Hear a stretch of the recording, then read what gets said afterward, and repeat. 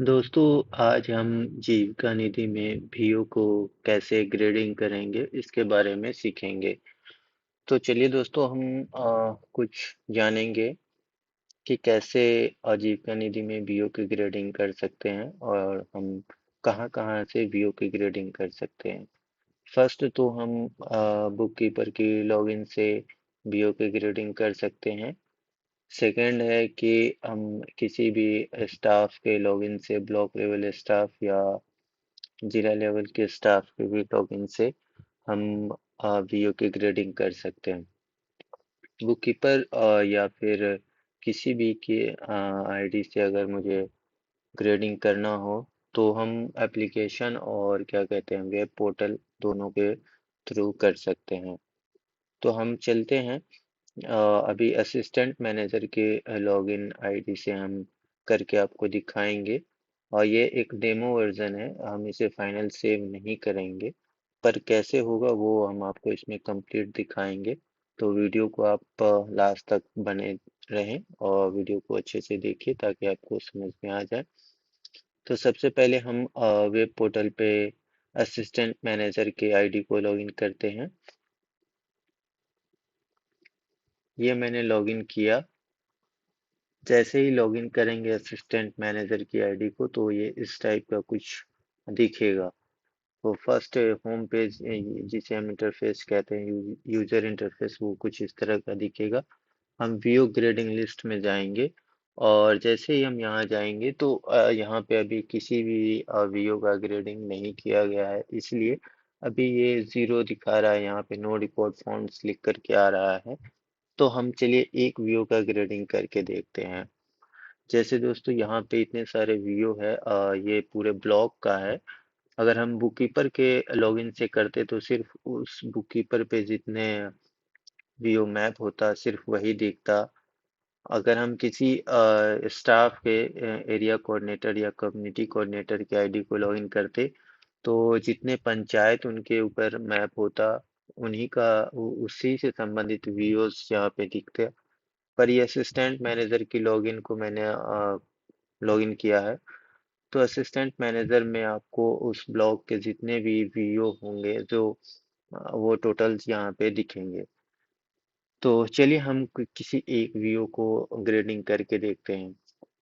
दोस्तों मैंने एक वीओ को सिलेक्ट किया और जैसे ही मैंने सिलेक्ट किया तो सेकंड ऑप्शन में आता है सिलेक्ट फाइनेंशियल ईयर। हमने ये फाइनेंशियल ईयर सिलेक्ट किया। अब ये कह रहा है total principal repayment till date. दोस्तों इसको थोड़ा ध्यान से पढ़िए। Total principal repayment till date यानी आज तक के जितना भी मूलधन जो है वो वापस आया है, वो सिर्फ मूलधन की बातें कर रहा है, एक्सक्लूडिंग इंटरेस्ट। ब्याज को इसमें इंक्लूड नहीं करना है। तो वो प्रिंसिपल है और रीपेमेंट है। तो ये इसका मतलब ये है कि वैसी कोई भी राशि जो उस वीओ को मिला हो और उस पे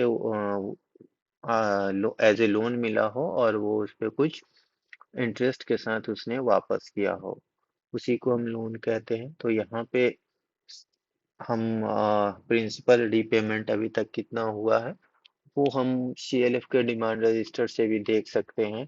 तो चलिए हम थोड़ा देर के लिए मान लेते हैं कि इस वीओ ने अभी तक 6 लाख रुपया रीपेमेंट कर दिया है। ये 6 लाख सिर्फ मूलधन है।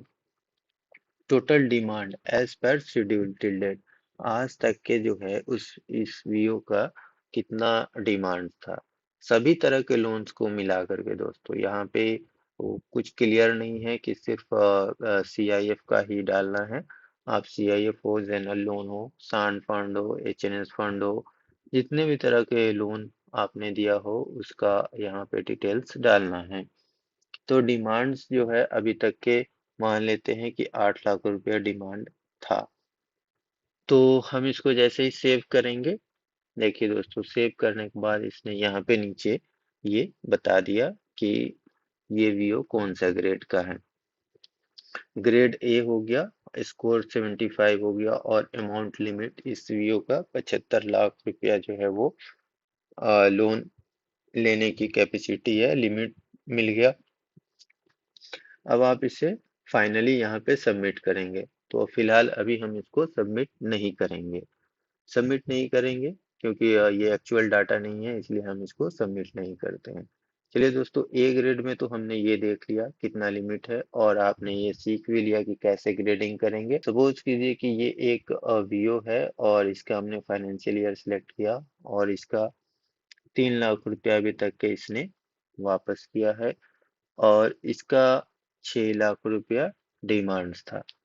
तो इसने 50% किया है। अब ये देखिए दोस्तों, ये सी ग्रेड में आ गया।